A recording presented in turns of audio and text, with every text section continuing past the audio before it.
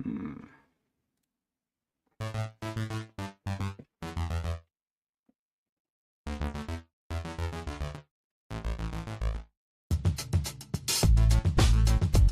Good evening, people of Earth, and welcome to the Fortean Slip.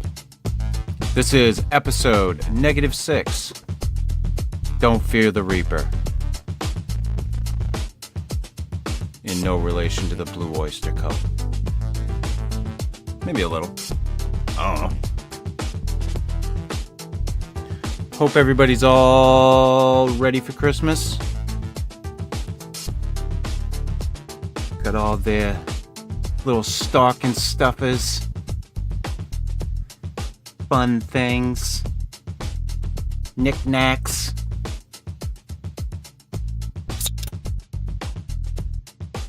My wife got me the Bumble from Rudolph the Red-Nosed Reindeer. I'm very happy about that.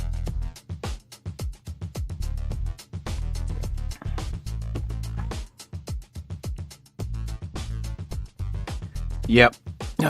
Christmas season is upon us. Next week, I will be doing a Krampus episode. I already decided that. I was looking at things over the course of the past week. And I will definitely be doing the Krampus episode next week. I think it needs to be done. It's a moral imperative, as Val Kilmer said in The Real Genius. For those of you who are unaware of the great acting style of Val Kilmer, one must just watch Ryan Reynolds today, and they can see it. I challenge anybody to tell me that he's not ripping off Val Kilmer.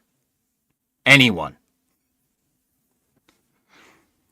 But yeah, before I get into the news tonight, and I will talk about this a little more in depth, Steven Streufert passed.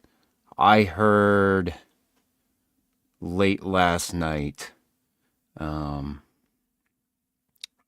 from Alcorn, Steve Alcorn.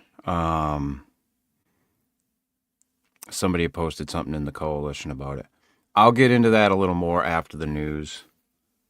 But yeah, he has passed away from all reports. Excuse me.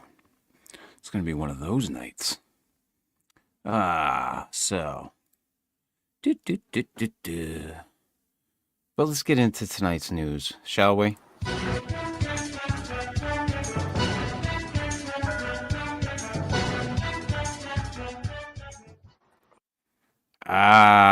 From mysanantonio.com. Strange creature along Texas Road. Trucker thinks it was Bigfoot. Bigfoot, also known as Sasquatch, has remained a mystery since the mid-1950s.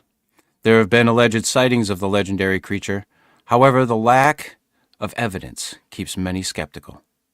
But one truck driver in Texas believes he spotted the elusive creature.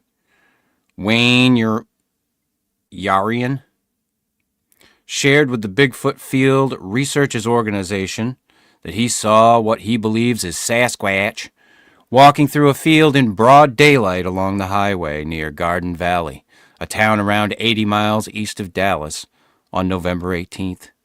He said he saw an object that was walking in the field about 200 feet off the roadway. It was walking toward a wooded area. It was walking at an average pace, with purpose. The witness, who is a truck driver in Athens, said the creature had long arms that hung down to about its knees, was 6 to 7 feet tall and a dark brown color. He added that the creature didn't seem to be scared by the noise of the road. Yarian said he didn't stop because he was traveling at about 50 to 55 miles per hour and couldn't find a place to stop. I processed it in my mind, and all all of a sudden, I knew what I saw, and after talking with my wife later that day, she did some investigation and found out this is a very big hotbed area for sightings with over 2,000 sightings, Yarian told the organization. So I was excited about what I saw and just wanted to share it with my wife. She reached out to some organizations. In Texas, there have been several Bigfoot sightings, according to the Bigfoot Field Researchers Organization. Before Yarian's sighting, the organization reported alleged activity in October 2024 in Camp County, 106 miles east of Dallas. In the same month, there was another sighting in the Liberty County, northeast of Houston. Specific hotspots include areas in East Texas, like Montgomery and Liberty counties, with many sightings centered around the Sam Houston National Forest. The city of Jefferson calls themselves the Bigfoot capital of Texas. Craig Woolheater, head of the Texas Bigfoot Research Center in nearby Jefferson, says Caddo Lake is a land of Bigfoot, according to the city's website. While sightings have reportedly occurred, the mystery remains. The Bigfoot Field Researchers Organization began its investigation into the most recent sighting. However, they were unable to enter or access the private property where the reported sighting occurred.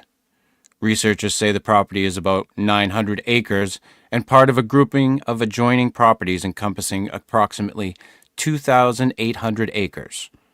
The report is being considered very credible, according to the organization.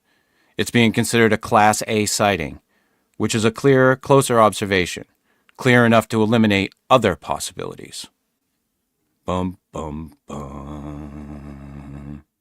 I don't know. What is it? Bigfoot? Dude see a Bigfoot? I don't know. Like I said, 99.9. It's all bullshit. It's that .01. Is that guy in the .01? Oh, he could be. I'm hopeful that he may be. You know, it's just,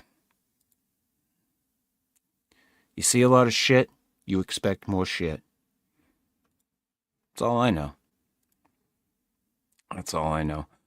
Our next story from 8newsnow.com. Secret government UFO program reveals paranormal events. For 27 months, Las Vegas was UFO Central, a secret program known as OSAP. OSAP was created in 2008 with support from Nevada Senator Harry Reid and became the largest UFO investigation ever undertaken by the U.S. government, so far as we know.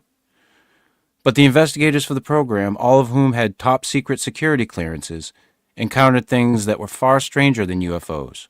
Phenomena that could be accurately described as paranormal.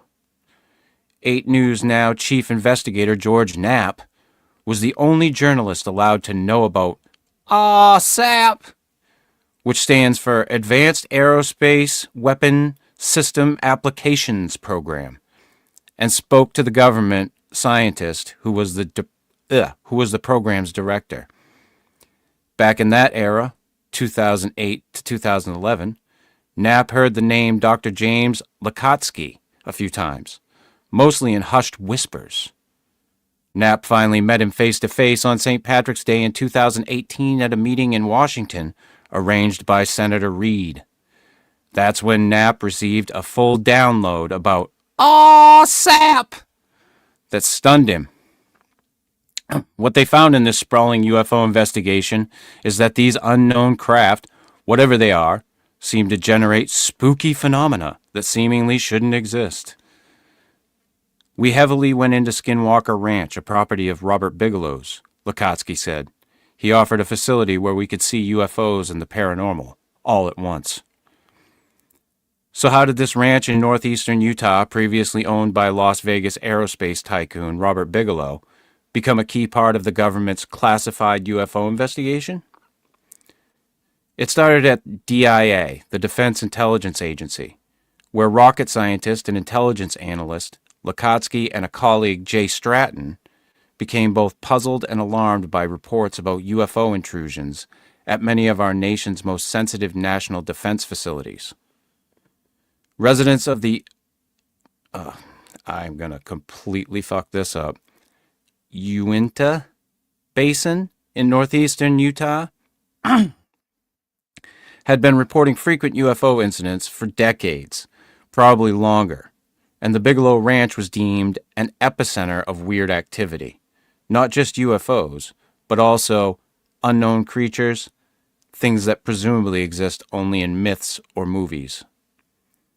Bigelow's organization, NIDS, or National Institute for Discovery Science, they love their fucking acronyms, moved on to the ranch, and its team of scientists and investigators began collecting testimony from residents, then started seeing the creatures and phenomena for themselves. Lakatsky, Stratton, and the bosses at the DIA were intrigued, not repelled by the wild stories.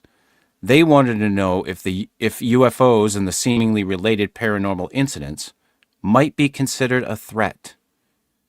I could see from my organization the threat potential, and we were uncovering many of the things you were observing, strange creatures, Lakatsky said.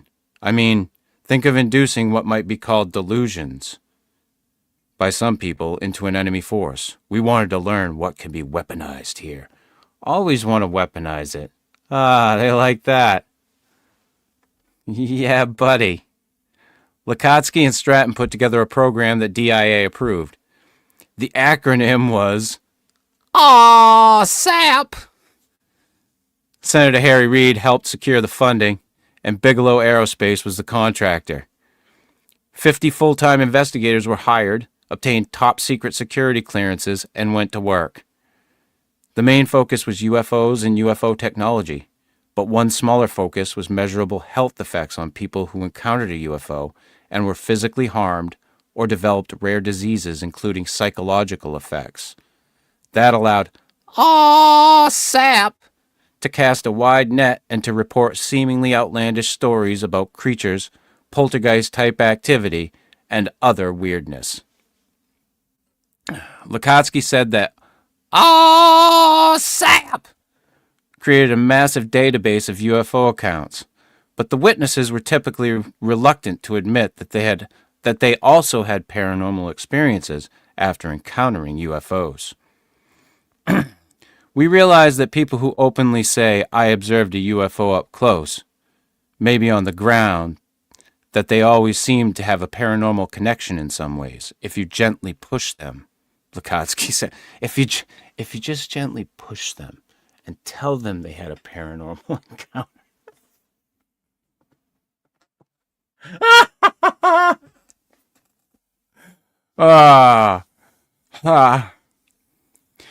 The connection between UFO encounters and paranormal experiences isn't new. It traces back to the first big UFO event of the modern era. In 1947, a pilot named Kenneth Arnold saw 9 objects flying in formation over Washington state. His family said that for most of the rest of his life, Arnold's home was bedeviled by inexplicable phenomena. Bedeviled. Perhaps the strangest experience reported by nearly everyone in SAP who visited the Bigelow Ranch is what is now known as the hitchhiker effect. At least 5 highly experienced intelligence officers who went to the ranch to check things out came into contact with paranormal phenomena and then took it home with them. This is like a fucking venereal disease. They and their families would see balls of light inside their homes.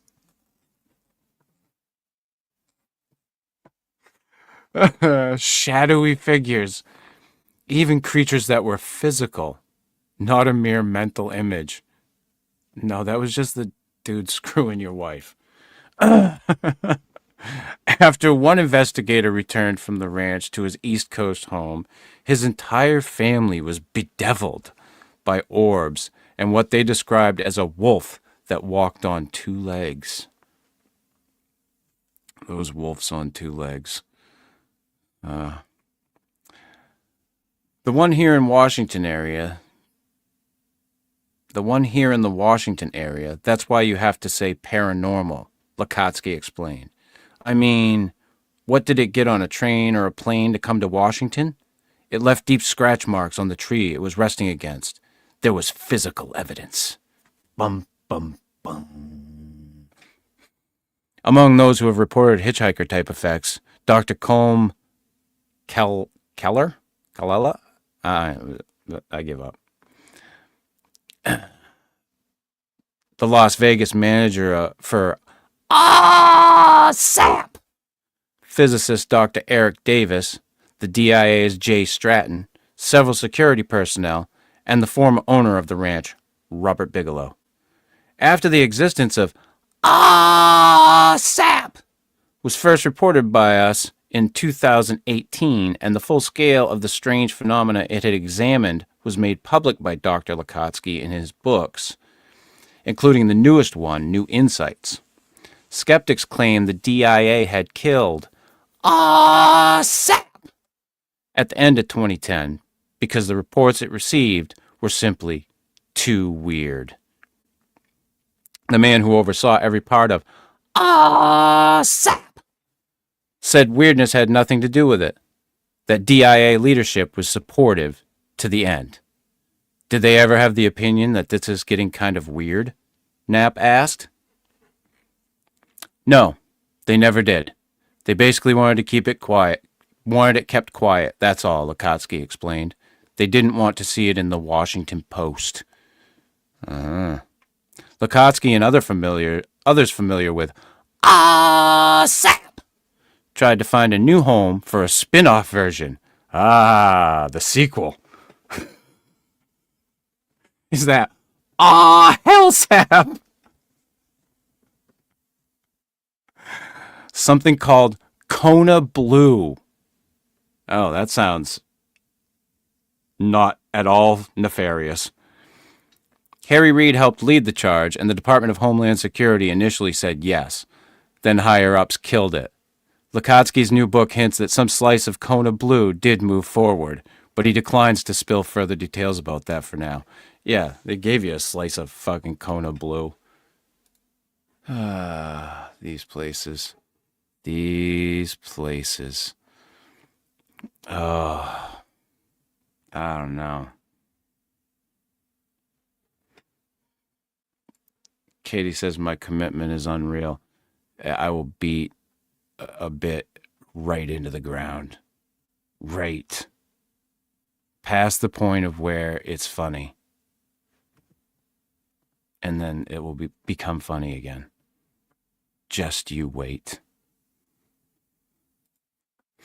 Our next story of the evening, and our last story of the evening, from HollywoodReporter.com. New Paranormal Activity movie in the works with James Wan joining franchise as producer. James Wan has been a master of the paranormal for years thanks to the Conjuring and Insidious franchises. But never before has he taken on one of the 21st century's most important genre properties. That is about to change, as Wan is among those bringing a new Paranormal Activity feature to the screen, with the move coming after the merging of his company Atomic Monster with that of paranormal producer Jason Blum's Blumhouse. The feature has Paramount on board as a partner to co-finance, co-produce, and distribute the movie. Oren Peli, the filmmaker behind the 2007 film that grossed $194.2 million on a shoestring budget, will also produce via Solana Films. Blum is producing as well, with the theatrical feature said to be a priority for both Paramount and Blumhouse Atomic Monster. I've been a huge admirer of the Paranormal Activity since the brilliant first movie with its creeping slow burn and subtle ability to make the unseen terrifying. I'm looking forward to expanding on its legacy and helping shape the next evolution of this scary found footage franchise, said Wan. The original found footage film was made for just $15,000 and helped launch Blumhouse after Blum discovered the film and then pumped additional money into the project for a release that became one of the most profitable movies of all time. Good movie, too. Diving in with James for this exciting rebirth of the franchise that started it all for Blumhouse is exactly what we dreamed of when we merged with Atomic Monster. I'll be actively involved with him to introduce this new chapter, said Bloom. Thankfully, we're able to spend a little more than the $15,000 we had on the first movie, but one thing will remain the same. Do not see it alone.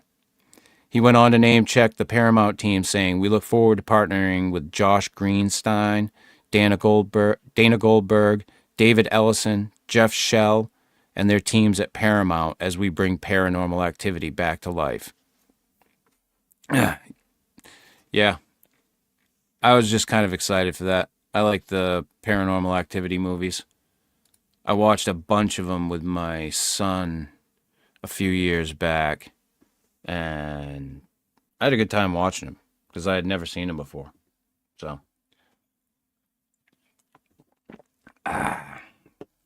but yes, back to the story at the top of the hour. Or, yeah, I suppose it was the top of the hour. The death of Steven Streufert. I was a little conflicted on whether or not I should talk about it based on Steven's and my relationship, which was, tepid at best. I wouldn't say we were ever at odds. That's not the case. And I don't want this to sound like I'm going to bash Steven for, the next half hour or whatever. But we didn't have a great relationship. Now, that being said, I will say that it is, in my opinion, that Steven was one of those necessary evils, or I'll call it evils. I don't mean that he was evil, in the world. He was very skeptical to the point of fucking annoyance sometimes. But I think you need those people. I think what Steven did for the Bigfoot community was invaluable. He had a platform. He allowed people to talk on it. He was a bit heavy-handed at times with people, I think. But like I said, I think you need people like him in the world to counterbalance the people that are way too far in and they have no boundaries.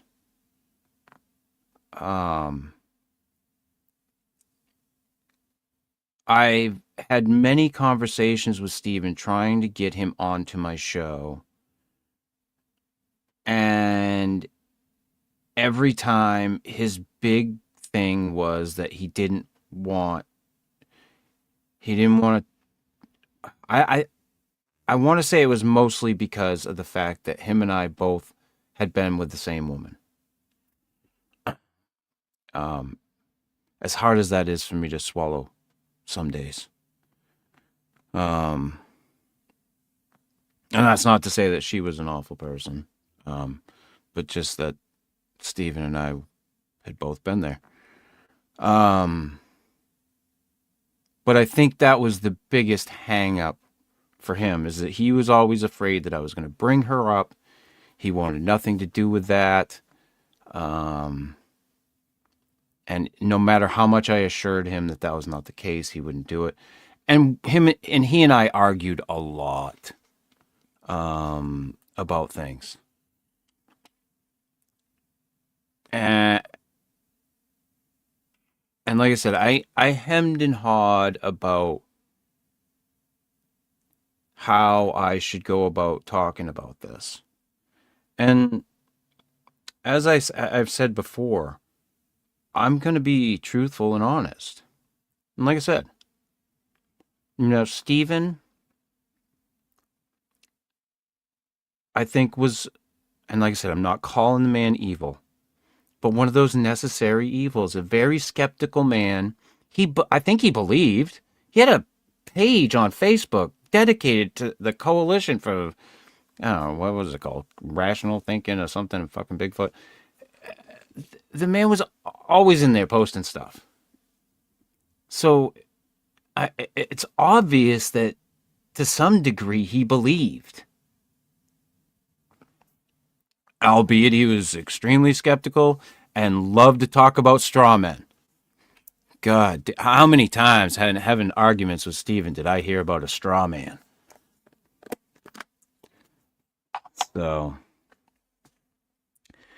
it, but I heard about this the other night from Steve Alcorn, and I said to Steve the same thing. I said, I said, I think he was good for the community, but most times that I talked to him, he was just such a dick, and hey, I can be a dick too. So I'm sure after I'm dead, there's going to be people who are going to say, Chris was, one of those necessary evils. He probably was evil. But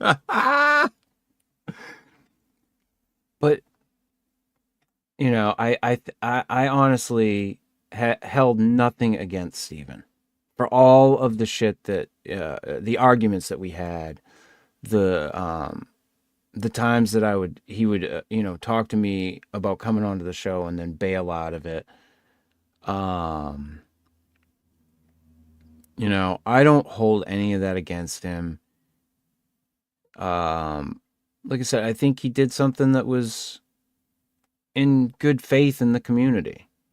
I mean, I know that the stuff that he, was part of in the coalition, really, it stirred up conversation. Whether you were on his side, not on his side, it was a conversation. And sometimes it spilled out into other areas. So I think in and of that, I think it was very good. There are all kinds of people in the world that I don't agree with. And I struggle with whether or not they still do some good in the world in what they're doing. Or I know Phil's in the chat and he will disagree with me on this 1,000 times over, but I do not agree with how David Politi, I don't know how you pronounce his freaking name. I do not agree with how he's presented the 411 stuff at all. However, I do think that it's a good thing that he's brought attention to those types of cases. And that's not to say that because they're mystical or because Bigfoot's involved. But I think that people should take a look at, missing person cases or quote unquote strange occurrences. A lot of those cases that he's put out there, I've watched videos of younger guys who have started YouTube channels. The Lore Lodge, I highly recommend those guys, who have just demolished his theories completely. So I think, again, if we didn't have David whatever the fuck his name is, we wouldn't have people like the Lore Lodge coming out to, go through his stuff with a fine-tooth comb. And they started out as liking his stuff. That's the amazing thing about it. So, but I know that Phil will take issue with that take, but I think that he brought attention to stuff. And that's a good thing. Now, is it a good thing that he was trying to direct it towards the idea of Bigfoot or some mystical paranormal thing? No. Don't think so. He has that right. I mean, I guess. I'm more of a truth-based person. Just give me the truth. Sometimes the truth is stranger than the fiction that people try to create. There's a lot of really, really strange missing person cases out there. You know, the Steve Kubacki, that one's kind of wild. Although I suppose there's some explanations in there that could be made. You know, but there have been some interesting missing persons cases. I can't think of any that are super weird off the top of my head, to throw in there. But I know there's a bunch of them out there. There's one of a guy on a mountain where he disappeared being like right behind the people he was with. And then where his body was found was just bizarre. So I don't think that we always need to go to these Bigfoot, paranormal, UFOs, whatever. But at the same time, let's look at this stuff. The cold cases do get solved. So,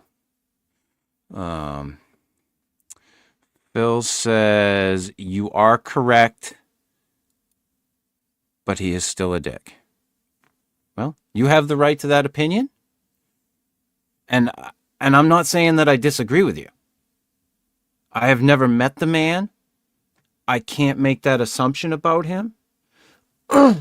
Based on the stuff that he's put out there, I will say that I'm not a fan of him in that aspect. And much like the guys at the Lore Lodge, I kind of started out as a little bit of a fan because I knew that there was something hokey going on there, but I was like, yeah, but I like the stuff. I like the information. But then as I dug into it more, it was crap. So, yeah. Steve Alcorn, I'm late again. Well, you're here. You're here, Steve.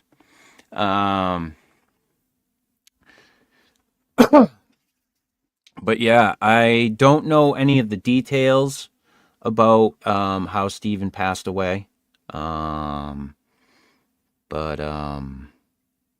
Yeah, I definitely wanted to talk about it because I did have many conversations with him, and I used to make jokes on the show about the fact that him and I had been to the same place, so to speak. And it was just that. It was jokes. I wasn't trying to stir anything up. I have never had anything against him. He could be difficult. Rather difficult to try to talk to. And I wasn't a fan of that. I was like, sometimes I was just like, man, Steve, I'm just trying to talk to you, dude. So, but I don't know if he has any close family. If so, I feel for them. I know he had some close friends. But my heart goes out to all those people. It's right before Christmas. So, it's just a couple of years ago. Fred passed away on Christmas Eve. And a lot of that has just got me thinking about death in general. Plus the fact I'm 49, almost 50. I had to take my headphones off. I don't need them anymore. But you deal with these things as you get older, watching people pass, and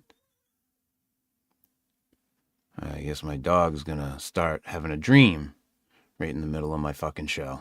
That's always fun. But as you get older, these things happen. You see it more and more. You deal with it more and more. You're faced with your own mortality. And what is this thing? As soon as you, spat out, you're on your way to death. It's not a question of if, it's a question of when. Like, you're not getting, like, I think there's this big misconception. You're not getting immortality. It's not happening. And I think even if you could, you wouldn't want it. Who would? Every tale that we look at of immortality or immortal creatures, it's all the same. It's lonely. And then people talk about, well, you'll be able to download your consciousness into a computer. Will you? And what will that be? Can you download it into 6 computers? Are they all the same fucking person? Like, none of this makes sense to me. This idea of immortality. Things are born, things live, things die. That's how it happens. There is a life cycle. And like I said, as I've gotten older, I've had to come to grips with the idea that I'm going to die.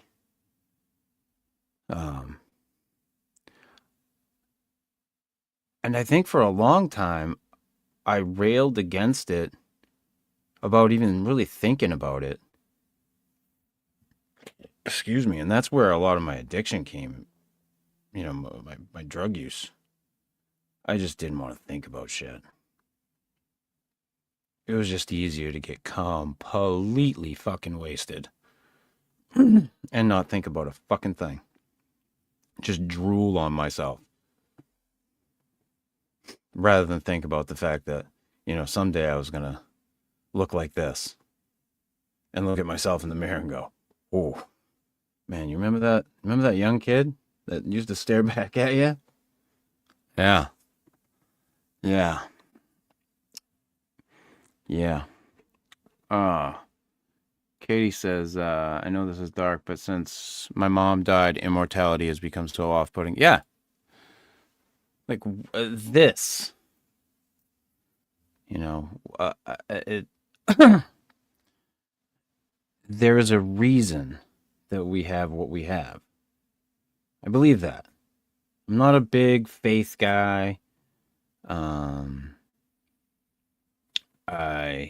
I grew up in a Protestant family. I'm pretty sure that's how my parents described it. I don't know.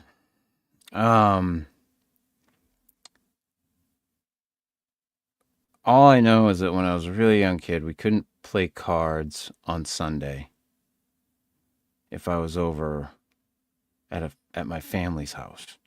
At like my aunt and uncles and my grandmother's. Was not allowed to play cards. Or board games. No games of chance. It was bad. It was bad. These same people would buy Megabucks tickets, which was at the time like the lottery in the state. So, I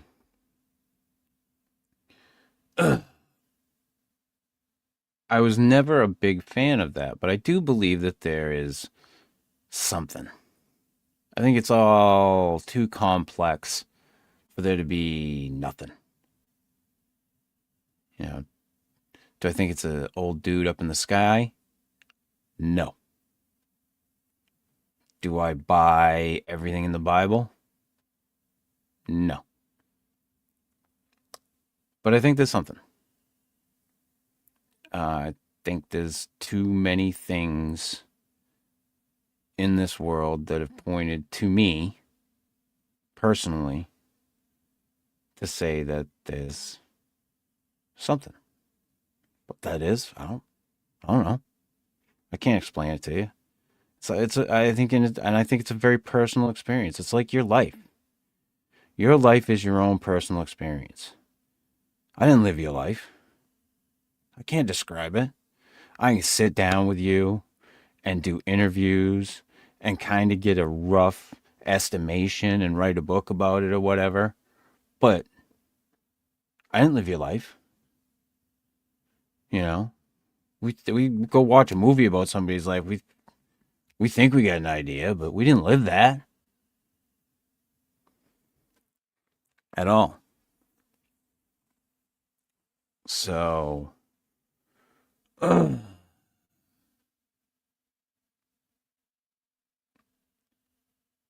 that kind of shaped, how I looked at things.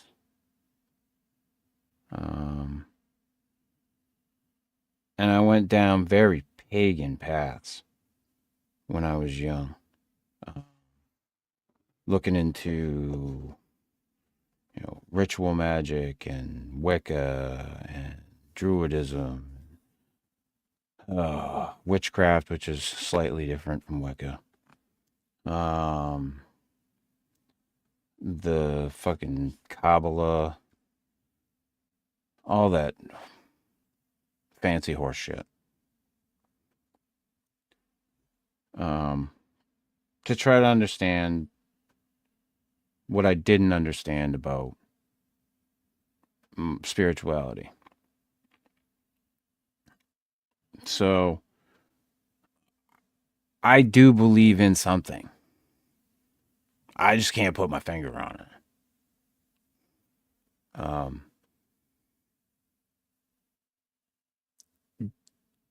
Do I believe in life after death? Yeah, I think I do. I don't know how much I can, like I said, relay that to you, but I think that I do. I think that in some way, the thing that is us, not this shit. This is fucking weak. Um, but the whatever's inside, I think something goes on. I don't know what that is. I don't know where it goes. I don't know. I don't know. But I think that happens. In 2009, yeah, it was 2009. My grandmother was dying of lung cancer. She was 91 or 93. I can't remember. Never smoked a day in her life. But, at that age. And I am in the midst of my addiction. I am a mess of a person. Just an absolute disaster. But I'm going back and forth between the place that I lived, which was to hell and gone away, and my aunt and uncle's place where my grandmother was staying, so I could see her. And there was this one time I was back at the place where I was renting, and it was in between these visits. And I had what I can only describe to you all as a vision. I won't say it was a dream because it wasn't really like a dream. I was tired, but I wasn't all that fucked up. But it felt real. And I was sitting at a campfire with my grandfather. And I'd met my grandfather when I was very, very young. He died when I was 7. He died of farmer's lung, which I believe is a fungus. Correct me if I'm wrong.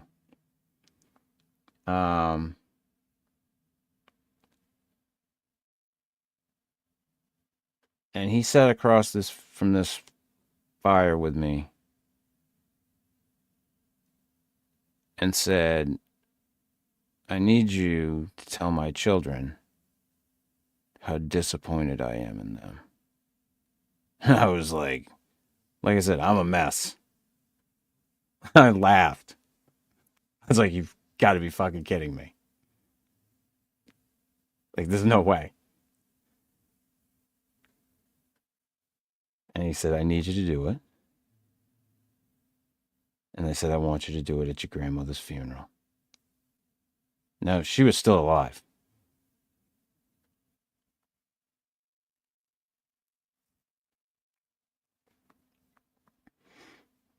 And I said, Grandpa, I can't do that. He said, you can. You will. And your grandmother and I will be right there with you. And that was it.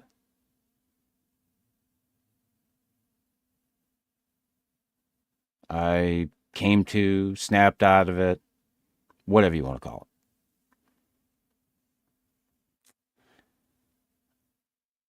I proceeded to write something to read at my grandmother's funeral.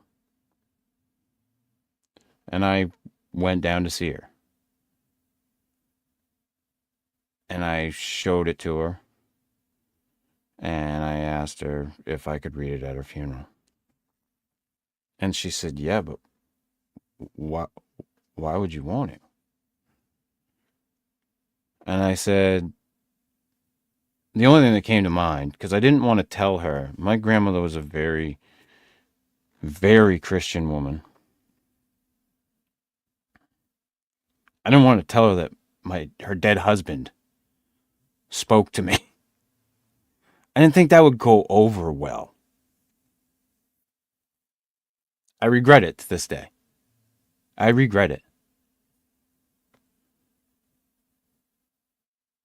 But I said to her, I said, well, I heard once that if you want people to listen to you, that you should speak to them when they're uncomfortable.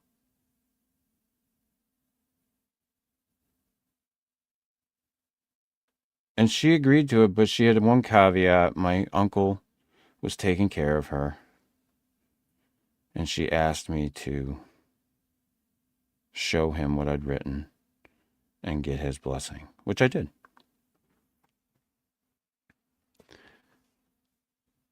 So my grandmother passed away, and I went to her funeral, and I stood up and spoke. And I'll be damned if I didn't feel a hand on my shoulder. Now, is that me making that, satisfying? I don't know. I can't tell you. I can only tell you what happened. That was the experience that I had. And I can tell you, I get very emotional at funerals. If I'm close to the person, I didn't cry. My uncle died the next year. Not the one that was taking care of her. Another one. Bawled my eyes out. I couldn't keep it together.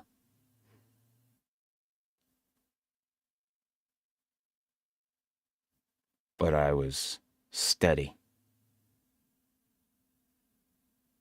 And I'll be damned if I believe that was my grandfather. I believe that. And I believe he was right there. Now, if that's the case, that's for you to decide. I'm not here to tell you. I'm just going to tell you what I believe. I believe that something goes on. Something. What that is, I don't know. I've spoken to you guys about my dog, Una. She's passed. She sits in a box right there on my desk. Her ashes. If there's any justice in the universe, I will walk with that dog again. If there's any.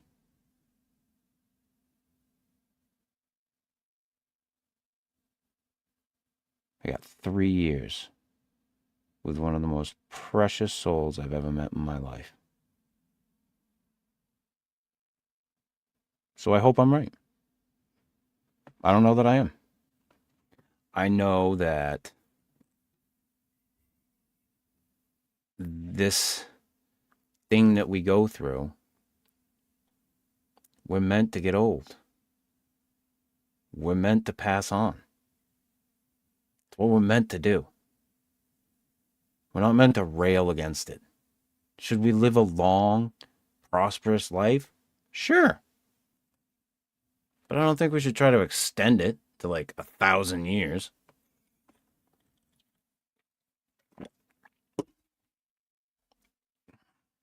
You know? We get what we get. When I was in my early 20s, I can remember being sure I would be dead soon. So I just didn't think about it. I had so many things go wrong with me. A spontaneous lung collapse at age 19. And they told me, yeah, now you got a 25% chance for the rest of your life that'll happen again. Great. Great. Good times. Good times. For me at that age, that was, oh, God. It was life destroying. And I can't explain to you why. Because I'm a weird, actually I will. I'm a weird hypochondriac. I'm not, but I am. And I fucking rail against it. So, if I think anything's wrong, ooh, up here, ooh, it gets bad. It's bad. But, I finally got over that shit. And as I got older, and had realized how afraid I was of death. Like, because I was just shoveling pills into my mouth and doing things that would have brought upon my death, like, quite quickly. As I got older and came out of the fucking haze,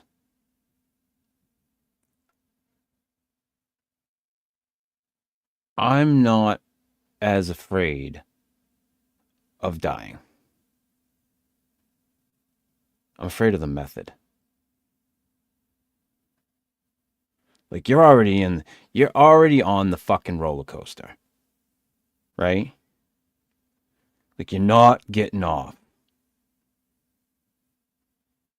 Like, there's no off switch. The ride is what the ride is. If you decide to go out and, take things into your own hands, so to speak, that's still part of the ride. So you're born, you're on the fucking roller coaster. You're stuck on it. You're not getting off until it's over. So you might as well enjoy the ride. But yeah, I'm afraid of the method. Who wouldn't be? I mean, do I want to waste away from friggin' cancer? No. Do I want to just have a heart attack in a store and drop dead? No. Or out shoveling my driveway? Do I want to get plowed into by a drunk driver? No. Like, none of those options sound lovely.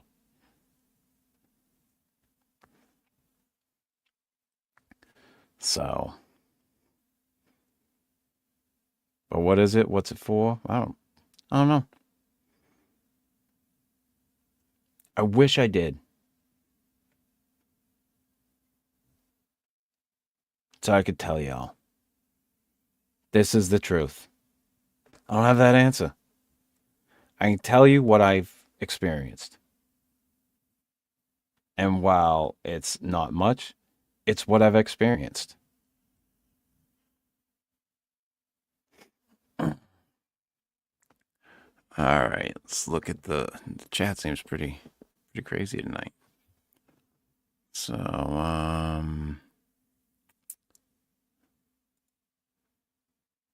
Katie says, even after losing my mom, I still dream of seeing my cat Tootsie again, too. Soul is a soul. Yeah. Yeah. Gabby says, how about reincarnation? I don't know. Don't know. I don't know that I buy into it. I have questioned on a few different occasions whether or not we're experiencing one of but many lives. And let me clarify on that. I wonder if maybe deja vu is a byproduct of that. In that there's all these different versions of you. I know it gets really complex. And it gets kind of wooey. But I don't know though, as I've gotten older, I don't really buy into the multiverse thing as much anymore. I don't know. Like, it's all questions that haven't really been answered. I'm not one for big time speculation. I do like speculation, but in weird places. Like speculative biology. I like that. But when it comes to that, I got really into the whole idea of the multiverse with the John Teeter stuff. You know, John Teeter took over my life for like, I don't know how many months. I would go to work and think about John Teeter, and I would come home and I would just sit at my computer and listen to internet radio shows, which was before podcasting was a thing. In which he was on there. Not John Teeter, the Oliver Williams, the guy that ran the website for John Teeter. And I was all in about this multiverse idea. But as you know, like I said, I don't know. I'm not a quantum physicist or a physicist for that matter. I'm just a simple guy. I don't know the answers to these questions. I have questions. And a lot of what's out there is theories. You know, there's a lot of people talking about simulation theory. And somebody made the argument that, well, if God created this reality and you perceive this reality through all these different senses, blah de blah de blah de blah de blah, well, didn't he just create a simulation for you? If this is nothing and you're really a soul? And I found that kind of mind blowing in a little bit of a way. But when it comes down to it, at the end of the day, I don't know. I'm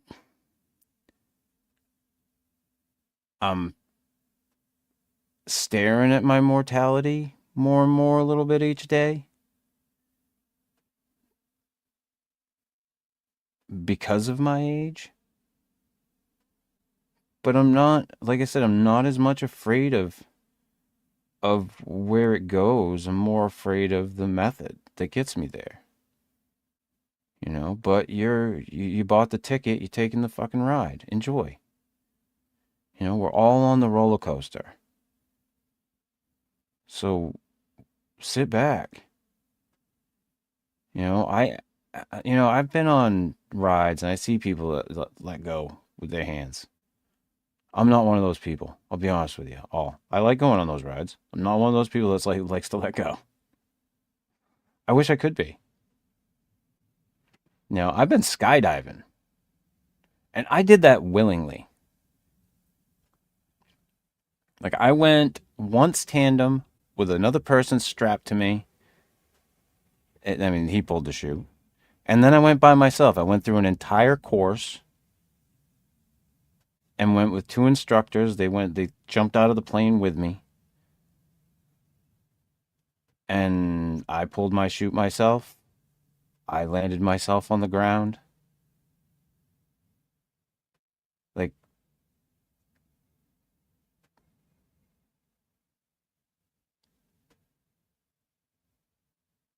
I'm not afraid of it,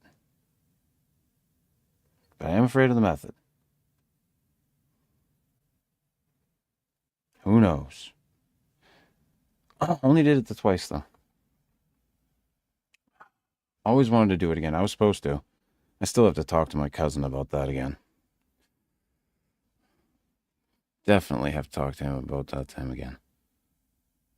I think my back can handle it again. I think I'm good. It's a good time. If you have not been skydiving and you can handle it, highly recommend. Highly recommend. It's beautiful. I've seen a few things in my life that took my breath away.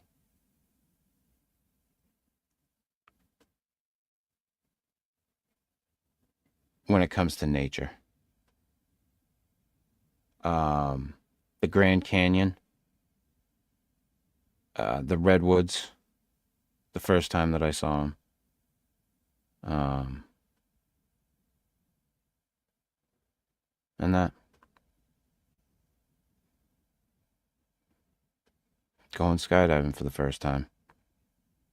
I was looking straight down at the ground. I'll never forget. Jumped out of the plane. Well, I didn't jump out.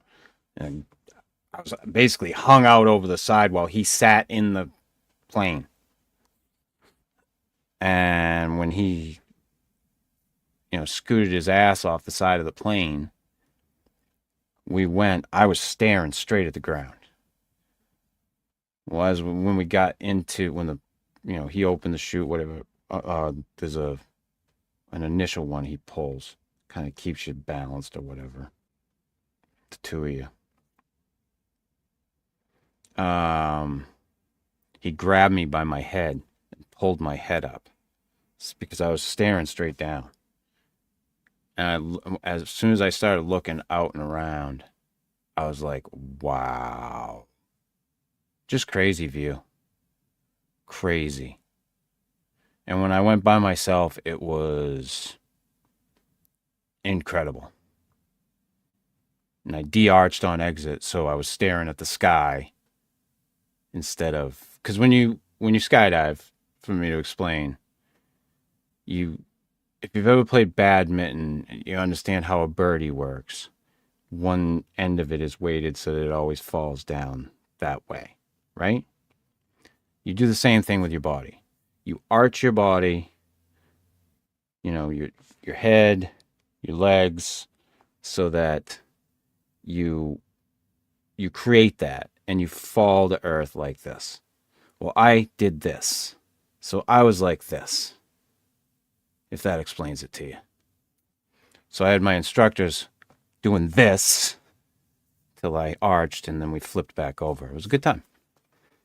It's a good time in the middle of the sky as we're falling towards the earth at 121 miles per hour, I believe is terminal velocity. I can't remember. It's been a while, but it was a good time. But yeah, the the longer I'm here, the more that I see of it. I'm not happy about it. I don't think anybody is. Um, but it is a fact of life, and it's something that we have to just accept. It's where we're going. You know, you're either gonna die when you're young or you're gonna die when you're old. You don't get to pick. I mean, like I said, unless you decide to, you know, as they say, take matters into your own hands. Um, which I don't recommend at all. Um, there's not really much of a choice in that. I don't feel like there is. Not for me anyway. So I don't know where it ends. I don't think if any of us really want to know. I think if we knew, it would drive us crazy.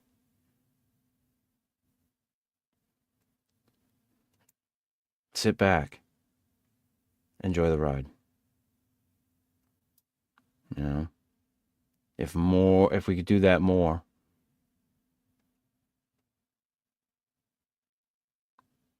I think that would be a much better world. But we get too caught up in the minutia of it all. You know, we get complacent. We get lost. Life does that to you. Definitely does that to you. Katie says, I still can't believe you skydived twice. Yeah, I did. I definitely did. I lost Phil with all the death talk.